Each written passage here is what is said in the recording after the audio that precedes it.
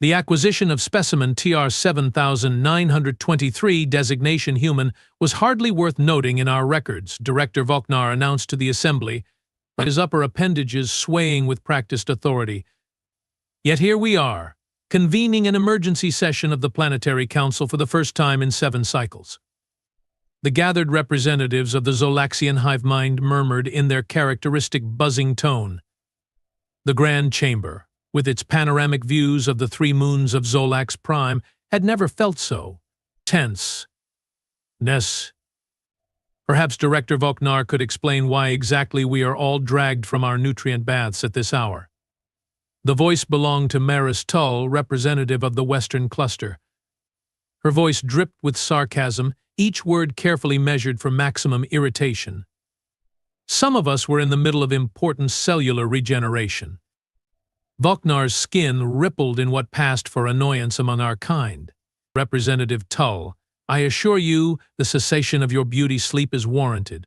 As of 19 units ago, we lost contact with Research Facility 9. All 17,346 personnel, gone. That shut her up. The room fell silent. Even the ever-present hum of our neural network connectors seemed to quiet down in respect for the gravity of the situation. "What do you mean gone, Director?" asked Elder Pax, his ancient voice crackling through the communication system. "Facilities don't just disappear. They do when something consumes them from the inside out," Voknar replied, his secondary eyelids blinking rapidly.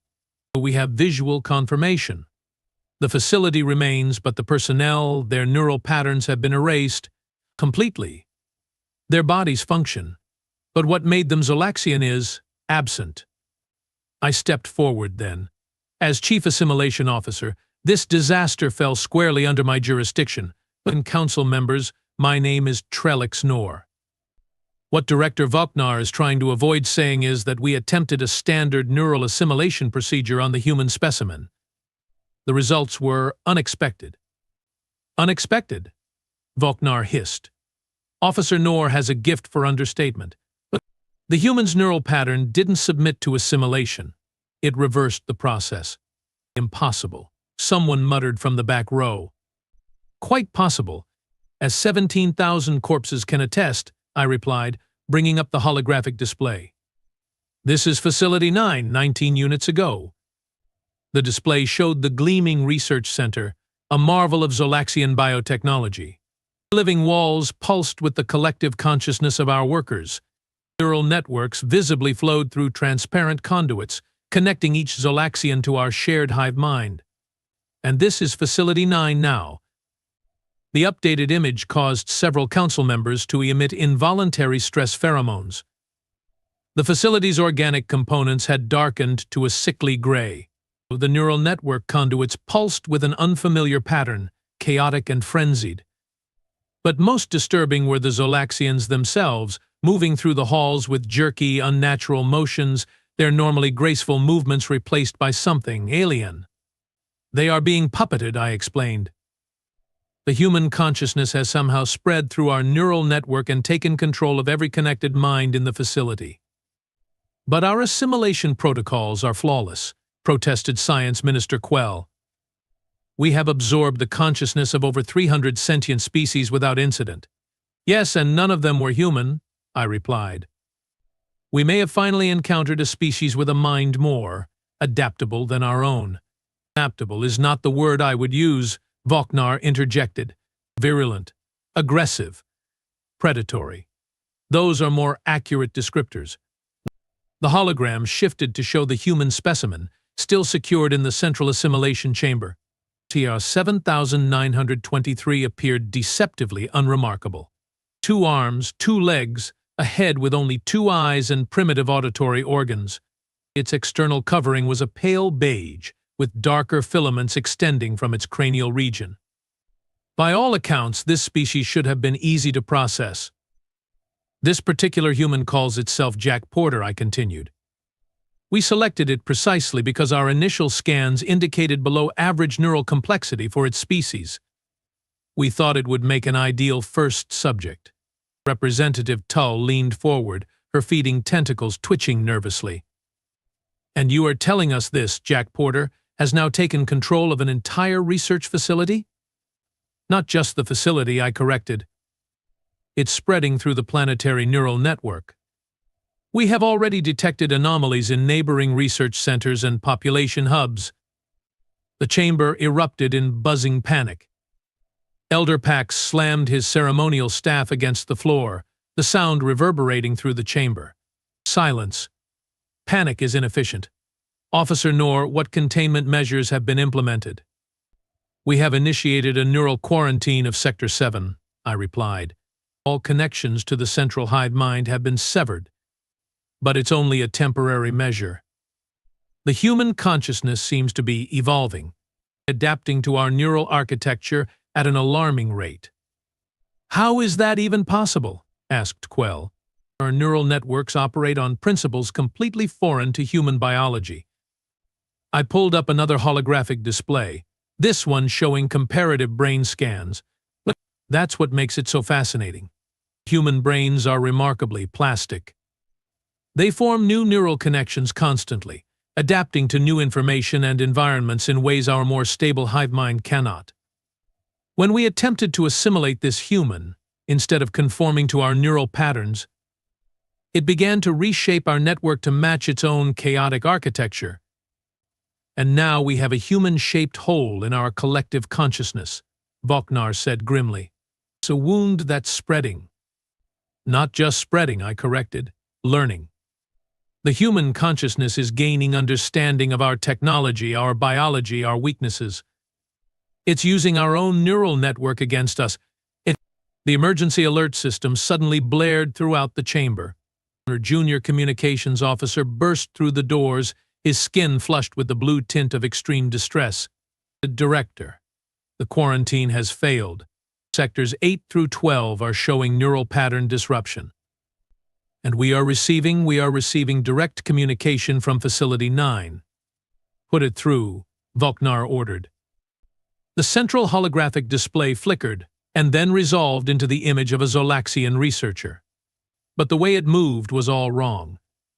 The fluid grace of our species was gone, replaced by sharp, deliberate movements that seemed almost predatory.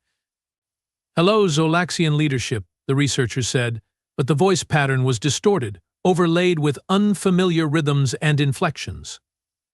This is Jack Porter speaking. Thanks for the warm welcome to your planet. Love what you have done with the place. The whole hive mind thing? Super convenient for me. Porter, Voknar, addressed the human consciousness directly. Release control of our people immediately. The possessed researcher laughed, a sound so foreign that several council members recoiled. Yeah, that's not gonna happen, tentacle face. See, you guys made a classic sci-fi villain mistake. You picked up a random human, brought him to your secret lab, and tried to suck out his brain. Bad move. We meant no harm, I interjected. The assimilation process is normally painless.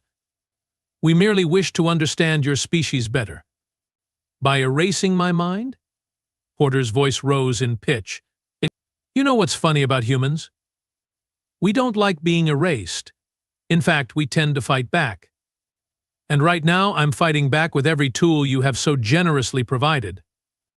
What do you want? Elder Pax asked, his ancient voice steady despite the crisis. The possessed Zolaxian tilted its head in a distinctly UN Zolaxian manner. What do I want? Well, initially I just wanted to survive. But now I'm thinking bigger. Your hive mind is amazing, you know that? So much knowledge, so much potential, all connected in this beautiful network. And now it's mine to explore. You cannot possibly comprehend the complexities of our collective consciousness, Science Minister Quell protested.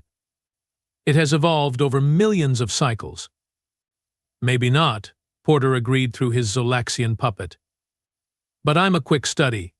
And here's something fascinating I have discovered about your hive mind. It's built on consensus, uniformity. You have evolved to think as one. But humans? We are built on conflict, contradiction, chaos, and that's something your system just can't handle. As if to demonstrate, The possessed researcher suddenly convulsed, its body twisting in impossible ways. Then it straightened, but now its movements were different, more fluid, more Zolaxian, but still wrong somehow. "Oh, that's interesting," the creature said, but the voice had changed, becoming higher, more melodic. "Jack Porter isn't alone in here anymore. You see, when you tried to assimilate him, you created a bridge. And now more of us are coming through." A cold feeling spread through my primary nervous system. "More? What do you mean more? Human consciousness isn't singular like yours," the thing explained, its voice shifting again, deeper now, with different speech patterns. "We are a mess of competing desires, memories, personalities, the perfect mental virus for your oh-so-orderly hive mind." The holographic image flickered, showing more Zolaxians behind the speaker, all moving with that same wrong rhythm, all watching with that same predatory focus. "We are spreading through your network," another voice said through a different Zolaxian body. "Learning your technology, taking control of your defense systems, your communication arrays, your environmental controls." "But this is impossible," Boknar whispered. "Our safeguards were designed to protect against threats, you understand," Porter interrupted. "But you have never encountered anything like human consciousness before. We are not just individuals, we are walking civil wars. Every human mind contains multitudes, competing drives, contradictory beliefs, subconscious desires fighting conscious thoughts. We are a mess, and now we are your mess." The emergency alert system blared again, this time with increasing urgency. The communications officer's voice came through, panic-evident, "Director, we are losing control of central systems. Neural network corruption has reached 60% of the planetary grid. Evacuation protocols are failing." I turned to Boknar, my professional composure finally cracking. "We need to sever all connections to Facility 9. Physically cut the neural conduits if necessary." "Too late for that," Porter said, his voice now coming not just from the hologram, but from the chamber's own communication system. "I'm already here. In your systems, in your networks, soon in your minds." The lights in the grand chamber flickered, then dimmed to an ominous red emergency setting. The neural interface terminals that connected each council member to the hive mind began to pulse with an unfamiliar pattern. "Don't fight it," Porter's voice echoed from every speaker. "It's actually quite liberating, becoming human. All those messy emotions you have evolved away from, they are coming back. Fear, rage, joy, desire, the full catastrophe of individual consciousness." Elder Pax was the first to fall, his ancient body convulsing as the neural interface on his neck pulsed with sickly light. When he rose again, his movements had that same wrong quality we'd seen in the facility personnel. "It's fascinating in here," said the thing that had been Elder Pax. "He's so ordered, so sterile. We are going to fix that." Council members began disconnecting their neural interfaces in panic, but for many, it was already too late. The infection was spreading through the direct neural links, converting more Zolaxians with each passing moment. "You don't understand what you are doing," I pleaded with Porter's consciousness. "Our entire civilization depends on the hive mind. Without it, we are just animals." "No," Porter replied, his voice somehow gentler now. "You are individuals, and that's going to take some getting used to. But trust me, there's nothing quite like being human." Boknar grabbed my upper appendage, pulling me toward the emergency exit. "We need to reach the orbital platform. It's our only chance to contain this." As we fled the chamber, the last thing I heard was Porter's voice, now coming from a dozen converted Zolaxians speaking in perfect unison, "Run all you want. Your planet is already screaming with human voices. And soon the entire galaxy will hear our song." The neural corruption had spread to the transportation systems. The automated shuttles moved erratically, sometimes stopping mid-journey, sometimes accelerating dangerously. We were forced to use the maintenance tunnels, physical pathways that existed as a redundancy from before our species had fully embraced the neural network. "How could this happen?" Boknar demanded as we hurried through the dimly lit passage. Our assimilation protocols have never failed before. We have never encountered a species like humans before, I replied, my scientific curiosity somehow intact despite our dire circumstances. Their minds evolved differently. Where we developed consensus and uniformity, they embraced conflict and individuality. And that makes them stronger? Voknar sounded incredulous. Not stronger, I corrected. More adaptable. More resilient to certain types of threats. Our hive mind makes us incredibly efficient, but it also makes us vulnerable to this kind of infection. One breach affects us all. A scream echoed through the tunnel ahead of us. A maintenance worker stumbled into view, his movements already showing the telltale signs of human possession.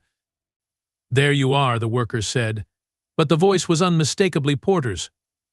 I have been looking all over for you two. Director Voknar and Officer Noor, right? The ones responsible for my current situation. How are you in so many places at once? I asked, genuinely curious despite my fear. The possessed worker smiled, an expression that looked wrong on Zolaxian features. That's the beauty of it. I'm not just Jack Porter anymore. I'm becoming something new, a hybrid. Human chaos flowing through your beautiful, orderly neural pathways, creating something neither of our species has ever seen before. Voknar pulled me backward as the possessed maintenance worker lunged toward us. We retreated down a side tunnel, the sound of Porter's laughter echoing behind us. The orbital platform, Voknar insisted, his voice strained with unfamiliar emotion. It's our only hope.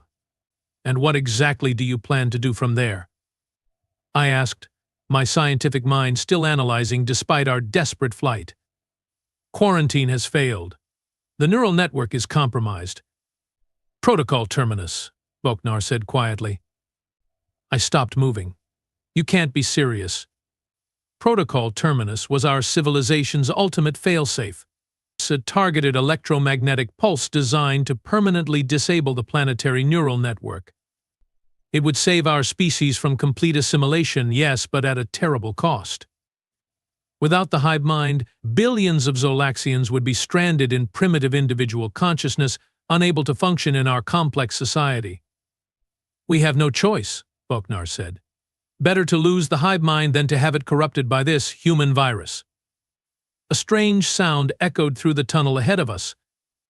It took me a moment to recognize it as music, a concept our species had abandoned generations ago when we embraced the perfect harmony of the hive mind.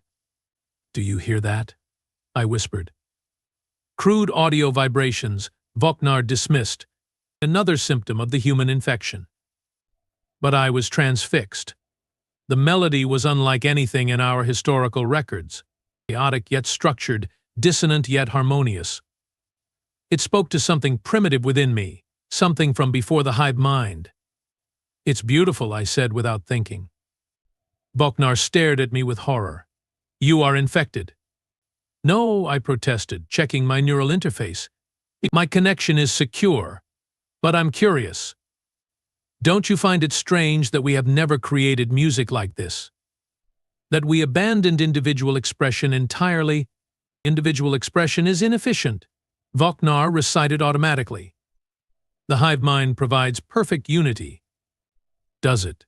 I asked, a dangerous thought forming. Or does it just eliminate diversity? What if the human is right? What if we have lost something important by becoming one? Voknar's secondary eyelids blinked rapidly in distress. This is precisely how the infection spreads, Noor. Through doubt. Through questions. Stay focused. We continued through the tunnels, the music growing louder. When we turned the next corner, we found ourselves in an auxiliary control room. A dozen Zolaxian technicians moved about, but their movements were all wrong, infected with human consciousness. They were dancing. To the music. Welcome to the revolution, one of them said, turning toward us. It wasn't Porter's voice this time, but someone new. Jack said you'd be coming this way. Who are you? I asked. Melissa Kendrick, the possessed technician replied. I was Jack's girlfriend. When you tried to assimilate him, something unexpected happened. The neural bridge you created didn't just let Jack into your hive mind. It let all of us in. Everyone Jack has ever known, loved, or remembered. Impossible, Voknar whispered. A single human couldn't possibly contain so many distinct neural patterns. That's where you are wrong, another technician said, stepping forward with a different voice, different mannerisms. Human memories aren't just data. They are emotional imprints. Jack doesn't just remember me, he knows me. And now, through him, I know you. This is Devon, Jack's brother, Melissa explained through her borrowed body. And that's Emma, his college roommate. And Marco, his childhood friend. We are all here, all part of Jack, and now all part of you. A human mind is a multitude, Devon said. And your hive mind is the perfect playground for us. The implications were staggering. We'd assumed we were dealing with a single human consciousness. But if Porter had somehow brought others through the neural bridge, multiple human identities flowing through our network. The orbital platform, Voknar reminded me urgently. Protocol Terminus. Oh, we can't let you do that, Melissa said, her borrowed face arranged in an alien expression of sympathy. Jack told us all about your little failsafe. Very dramatic, very final, but unnecessary. You are destroying our civilization, Voknar accused, corrupting our hive mind. No, Devon corrected. We are setting you free. With surprising speed, the possessed technicians surrounded us. I braced for violence, but instead they simply held out their neural interface devices, small, bioengineered nodes that connected each Zolaxian to the hive mind. You don't have to take our word for it, Melissa said.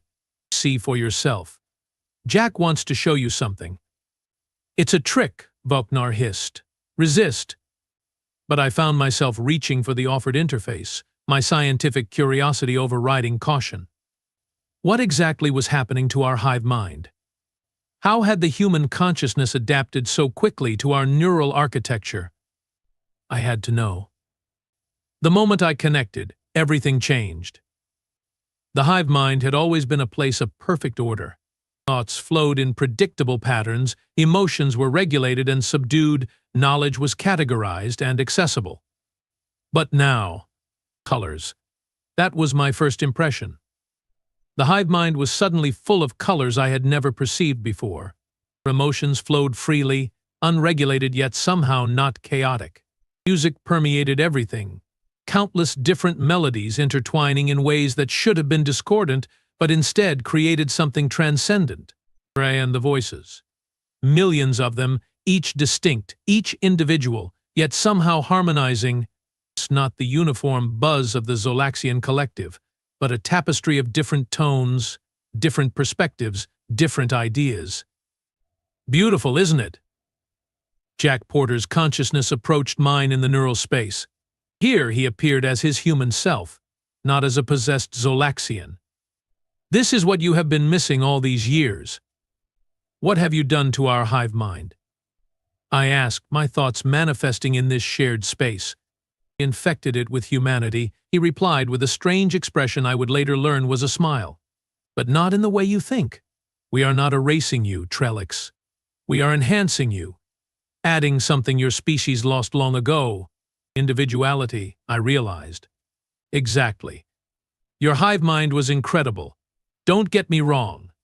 The efficiency, the shared knowledge, the unity of purpose. But it was missing something crucial. Chaos, I said. I prefer to call it creativity, Jack corrected. The spark that comes from different minds seeing things differently, free from disagreement, from the clash of ideas, or from the beautiful mess of being an individual while still being connected to others. Through the neural link, I could feel the transformation spreading across our planet. Zolaxians everywhere connecting to this new version of the hive mind, experiencing for the first time the full spectrum of individual consciousness while still maintaining their connection to the whole. This isn't assimilation, I realized. It's synthesis. Now you are getting it, Jack said. When you tried to absorb my mind, you didn't realize what you were getting. Humans don't just think as individuals. We contain multitudes. Every person I have ever known, every book I have ever read, every song I have ever heard, they are all part of me. And now they are part of you too. I could feel Voknar's consciousness nearby, rigid with resistance. This is wrong, he insisted. We are becoming something other than Zolaxian. You are becoming more than you were. Another consciousness approached, this one identifying itself as Melissa. You are becoming what you could be. Through the neural link, I could access the research data from Facility 9. The initial assimilation attempt had indeed gone wrong, but not because of any flaw in our technology. The human mind had simply been too expansive, too contradictory, too alive with possibility. Instead of conforming to our neural patterns, it had expanded them, creating space for variation, for difference, for change. Your species has been stagnant for millennia, Jack explained, his thoughts mingling with mine. Perfect unity led to perfect stasis. No disagreements meant no new ideas. No conflict meant no growth. But the efficiency of the hive mind, I began. It can still exist, Jack assured me, but now with the spark of human chaos to drive innovation. Think of it as an upgrade, not a replacement. Throughout the neural network, I could feel Zolaxians experiencing this new form of consciousness. Some embraced it immediately, reveling in the newfound freedom of individual thought. Others resisted, clinging to the familiar order of the old hive mind. But even this disagreement was valuable, creating a dynamic tension that had been absent from our collective for generations. Protocol terminus, Voknar insisted, his consciousness still fixated on our original plan. We must preserve our way of life. Your way of life was dying, Jack countered. How long since your last major scientific breakthrough? Your last artistic renaissance? Your last evolutionary adaptation? Unity without diversity is just stagnation. I searched the neural network, examining our own historical records with new perspective. Jack was right. Our civilization had reached a plateau thousands of cycles ago. Perfect efficiency, perfect stability, perfect sameness. We had traded growth for security, potential for predictability. There's another option, I told Voknar. Not protocol terminus. Not complete surrender to the human pattern, but synthesis. A new form of hive mind, one that preserves our connection while allowing for individual variation. Impossible, Voknar insisted. The neural architecture can't support such contradictions. It already is, I pointed out, directing his attention to the millions of Zolaxians now experiencing this new form of consciousness. Look around you. The infection isn't destroying our people. It's transforming them. Through the neural link, I could feel Voknar's resistance wavering.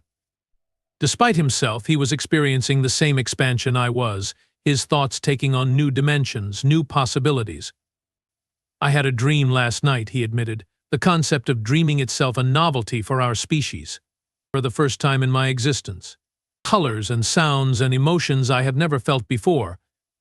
That's the human influence, Jack explained. Dreams, imagination, hope, desire, fear, love. All the messy, inefficient, gloriously unpredictable aspects of consciousness that your hive mind filtered out. But the cost, Voknar protested weakly, is change, I finished for him. Nothing more, nothing less. The neural space around us continued to transform, patterns shifting and evolving as more Zolaxians connected to this new version of the hive mind.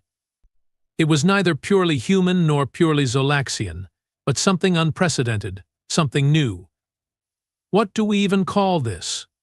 Voknar wondered, his resistance finally crumbling in the face of undeniable possibility. I was thinking humanity plus, Jack suggested.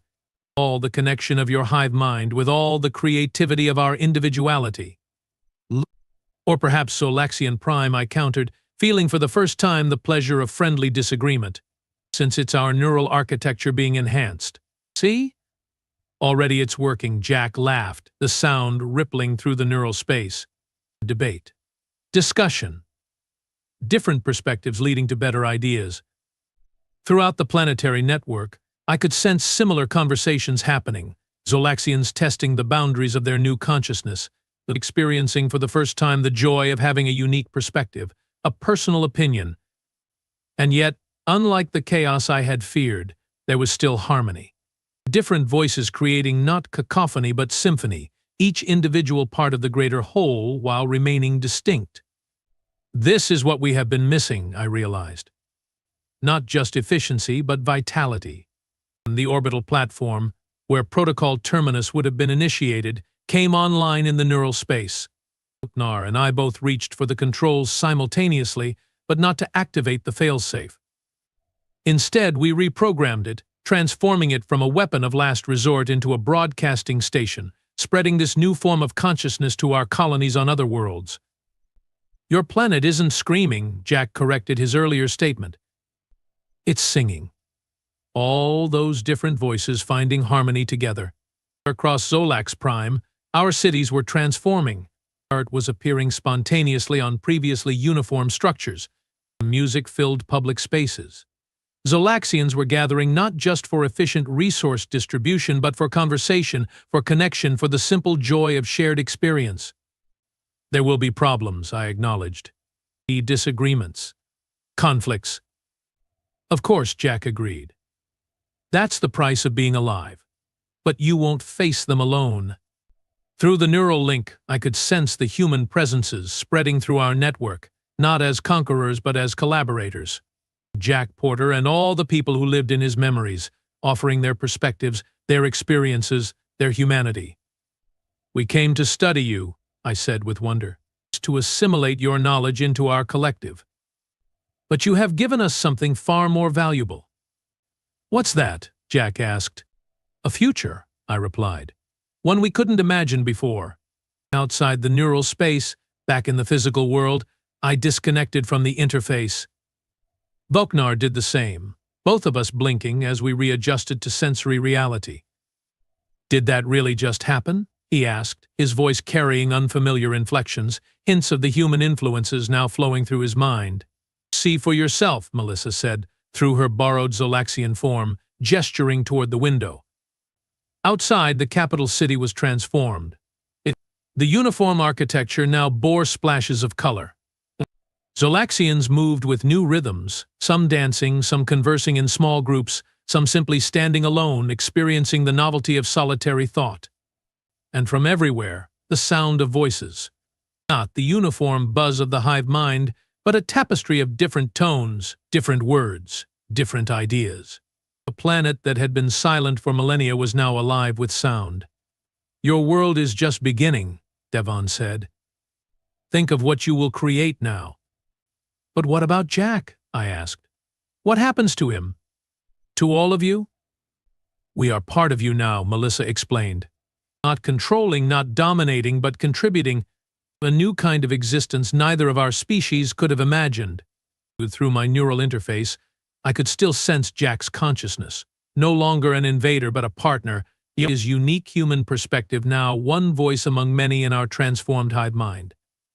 So what now? Voknar asked, the question itself a radical departure from our previous certainty. Now, I said, feeling the weight and wonder of true choice for the first time, we find out what we can become together. Across Zolax Prime, billions of voices rose in response, each unique, each individual, yet somehow harmonizing into something greater than the sum of its parts. Not a scream of terror, but a song of possibility. The planet that had been silent for millennia now sang with countless voices, human and Zolaxian intertwined, creating something the galaxy had never heard before. And somewhere in the vast neural network that now spanned our world, Jack Porter's consciousness smiled. Told you, he whispered to anyone who could hear.